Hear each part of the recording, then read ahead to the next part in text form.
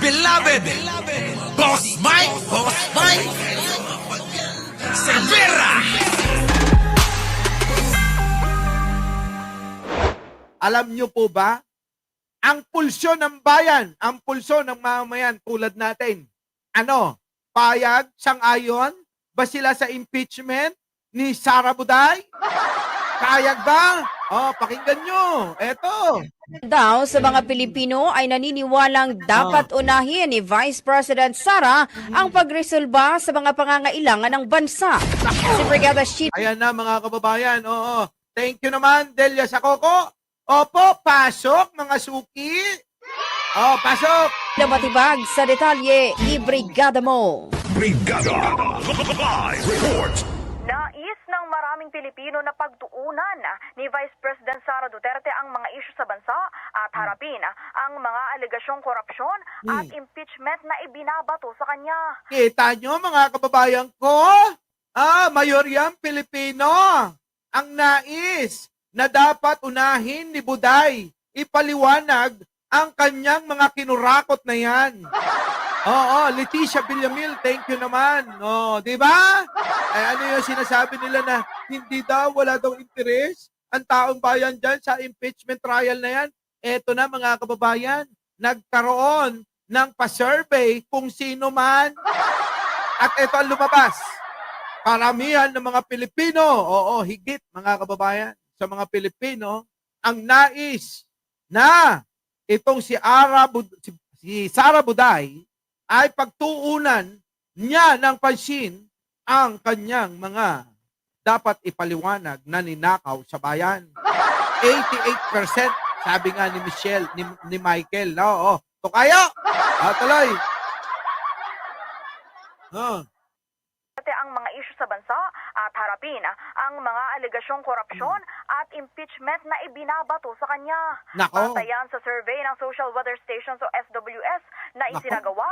Alam nyo mga kababayan, SWS naman ito, ha? Hindi ho ito yung pulse. Hindi po yung pulse. Tuloy. Simula May 2 hanggang 6, napag-alaman sa naturang pag-aaral na 93% ng mga Pilipino ang naniniwalang dapat iprioridad ni Duterte ang pakikipagtulungan sa ibang mga lider upang matugunan ang pangailangan ng bansa. Grabe, no? 96% po, mga kababayan. 96% po, mga kababayan, ang nais po na pagtuunan ng pansin ni Aling Buday na ipaliwanag at harapin, itong mga inaakusa sa kanya na pagnanakaw. Ano po? Tuloy. Maliban dyan, 88% naman ng mga respondents ang nagsasabing dapat niyang harapin ang impeachment charges at corruption allegations. Nako! Diyos ko! Yan na nga, ang excited na ang lahat. Naharapin na po ni Aling Buday itong mga inaakusa sa kanya. Na ang sabi mga kababayan ay ninakaw nga itong pondo sa kanyang confidential fund at Intel fund. Nako, grabe, no?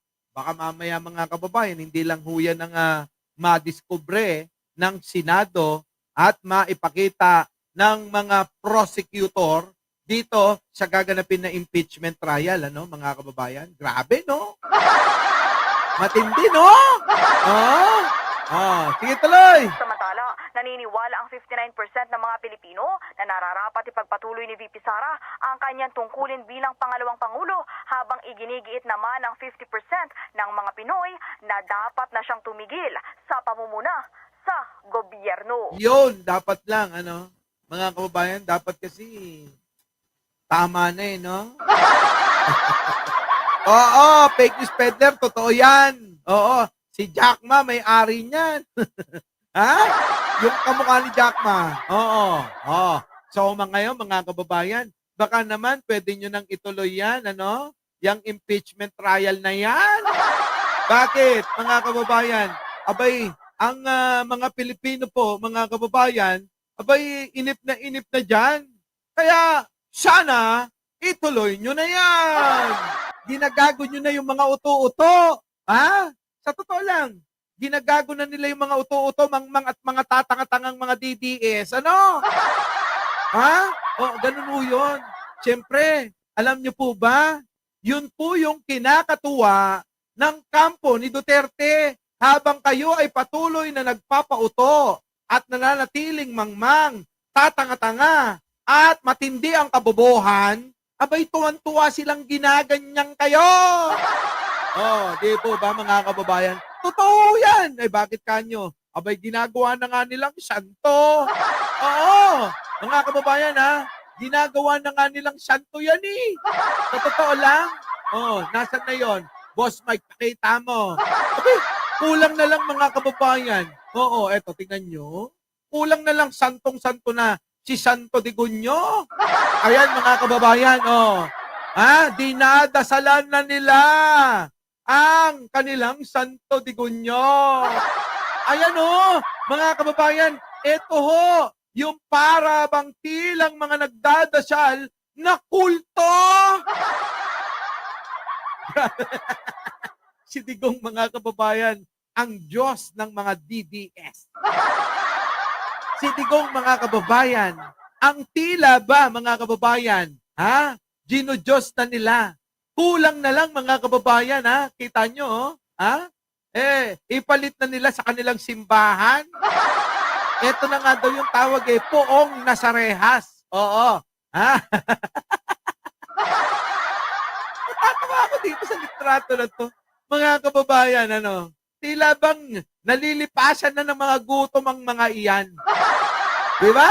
Ay, kita nyo. Yung iba nga, hinahalikan pa yung litrato na yan. Yung iba naman, mga kababayan, dinidate pa yan. Di ba? Si Robin Padilla dinidate pa yung litrato na yan. Di ba? Ganun po.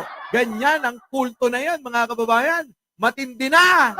Yan po ang tawag dyan, mga kababayan. Sarado na ang isip nila sa paniniwala na itong si Digong ay mabuting tao. Opo. Di ba meron pang isang senador na nanalo? Gusto pang ipalit. Kanino? Kay Jose Rizal ito? Naalala niyo ba yon? Yung senador na idol ko nanalo. Gusto niya, mga kababayan, ipalit kay Jose Rizal to. Ganun ho ang kulto, mga kababayan. Matindi, no? Oo. Sobrang tindi. Alam niya kayo, ibang klase. Sa totoo lang, tuwan-tuwa naman ng mga Duterte dito. Tuloy. Our beloved Boss Mike.